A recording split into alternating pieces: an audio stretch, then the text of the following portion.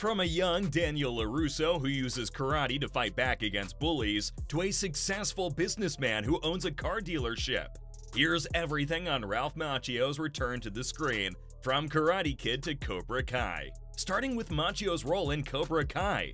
In the original Karate Kid movie, Macchio played Daniel LaRusso, a teenager who learns karate from Mr. Miyagi in order to defend himself against bullies. In Cobra Kai, which is a sequel series that takes place 33 years after the events of the original movie, Macchio returns to his role, but completely changed. In Cobra Kai, you see Daniel LaRusso as a successful businessman who owns a car dealership. He's married and has 2 kids, and he's trying to teach his daughter karate. He also has a rivalry with his former enemy, Johnny Lawrence, who now runs a karate dojo and teaches a new generation of students. He's now a bitter adult who actively tries to stop people from learning karate from this rival academy. When Cobra Kai was first announced, a lot of people were skeptical about it. After all, it had been more than 3 decades since the original movie was released,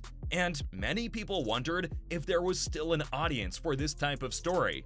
But when the movie premiered on YouTube in 2018, it quickly became a hit. Fans of the original Karate Kid movie were thrilled to see Macchio and William Zabka back on the screen, and they were also excited to see how the story had evolved over the years. Cobra Kai has also been successful in attracting new fans to the Karate Kid franchise. Many younger people who had never seen the original movie before were introduced to it through Cobra Kai, and they became interested in learning more about the characters and the story. One of the things that makes Cobra Kai so appealing to fans is the way it pays homage to the original Karate Kid movie, while also introducing new storylines and characters. There's a lot of flashbacks to the events of the original movie, and we also get to see how those events have impacted the characters over the years. Another thing that makes Cobra Kai so successful is the way it explores complex themes and issues. You see how the rivalry between Daniel and Johnny has evolved over the years. And you also see how the new generation of students at Johnny's dojo are dealing with issues like bullying and peer pressure. In Season 5, Cobra Kai and Miyagi-Do are once again fighting over who's in charge of the valley.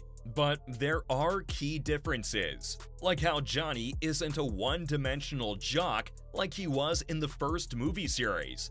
Instead, he's a troubled man on a hard journey to find redemption and his own place in a world that's more difficult than the high school he ruled. Of course, what's more important than the way that both shows are radically different is the evolution of the characters. In many ways, this series actually fixes many of the Karate Kid franchise's mistakes. Cobra Kai does this by resolving feuds, giving relationships more screen time, and clearing up crazy rumors. The show puts an end to the feuds from Karate Kid, and makes one of the Miyagi family's less believable traits more realistic. In Part 2 of the Karate Kid, Miyagi is considered to not only be a master, but also a descendant of the people who created karate. Many fans think this takes things too far. The show makes Mr. Miyagi seem a lot more real without underselling him. In the Karate Kid, Johnny and Ali's friendship didn't have much depth,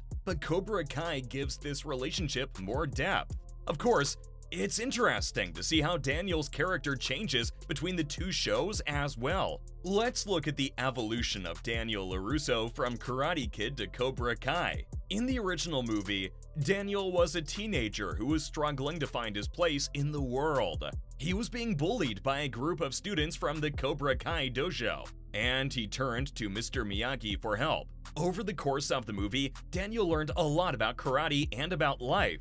He also formed a strong bond with Mr. Miyagi, who became a mentor and father figure to him. In Cobra Kai, you can see that Daniel's grown up and become a successful businessman. He's still passionate about karate, but he's also dealing with the challenges of becoming a parent and a husband. He's also dealing with his own issues, such as the guilt he feels over the events of the original movie, and his complicated relationship with Johnny. Throughout the series, you see Daniel struggle with his own demons, while also trying to be a good role model for his daughter and for the new generation of students at his own dojo. He also continues to be a loyal friend to Mr. Miyagi, who's passed away but whose memory still looms large in Daniel's life. What's more interesting in this show, though, is how his character reacts completely differently to a rivalry. One of the things that makes Daniel's evolution so interesting to watch is the way that he's forced to confront his own biases and assumptions. For example, when he first hears that Johnny's teaching a new generation of students at his dojo, he assumes that Johnny is up to his old tricks and teaching the wrong things. But as Daniel gets to know some of the students at Johnny's dojo, he realizes that they're just kids who are looking for a sense of belonging and purpose. He also realizes some of the things that he learned from Mr. Miyagi might not be the best way to approach karate training in the modern era. In many ways, Daniel's evolution mirrors the evolution of the Karate Kid franchise itself.